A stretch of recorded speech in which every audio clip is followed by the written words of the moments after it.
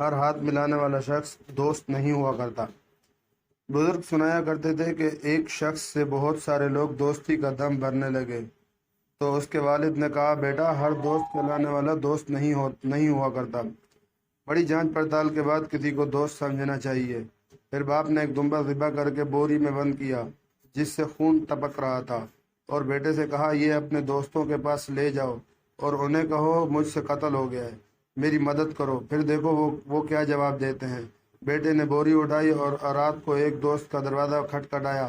دوست نے پوچھا، خیریت ہے؟ کہنے لگا، یار، مجھ سے قتل ہو گیا ہے، نہ لاش ٹھکانے لگانے کی جگہ مل رہی ہے نہ سر چھپانے کی، میری کچھ مدد کرو۔ دوست نے مدد کے بجائے ٹال دیا کہ تو جانے اور تیرا کام جانے، میں تیرے ساتھ کیوں پھنسوں۔ وہ دوسرے تیسرے چوتھے الغرض سب دوستوں کے پاس گیا، لیکن کسی نے بھی اسے اپنے گھر میں پناہ نہ دی۔ وہ مایوس ہو کر والد کے پاس آیا اور کہا، ابا، حضور آپ درست فرما رہے تھے، واقعی وہ میرے دوست نہیں تھے جو مصیبت کا سن کر ہی بھاگ گئے۔ والد نے کہا، بیٹے، میرا ایک دوست ہے اور اس زندگی میں نے اس ایک کو ہی دوست بنایا ہے۔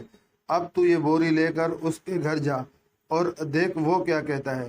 بیٹا اس کے گھر پہنچا اور اسے وہی کہانی سنائی جو اپنے دوستوں کو سنائی تھی۔ اس نے بوری لے کر مکان کے پچھواڑے میں گڑھا کھود کر دبا دی اور اوپر پھول لگا دیے تاکہ کسی کو شک نہ ہو۔ بیٹے نے باپ سے آ کر سب کچھ بیان کیا اور کہا، ابا جی، آپ کا دوست تو واقعی سچا دوست ہے۔ دوست مشکل وقت میں کبھی ساتھ نہیں چھوڑتا۔ موبائل فون اور خصوصاً فیس بک کی بدولت آج سب کے پاس ہزاروں دوست ہیں۔ ان ہزاروں میں سے کتنے ہیں جو واقعی ہمارے دوست ہیں، اور کیا ہم خود بھی؟ ویڈیو پسند آئے تو چینل کو سبسکرائب لازمی کریے گا۔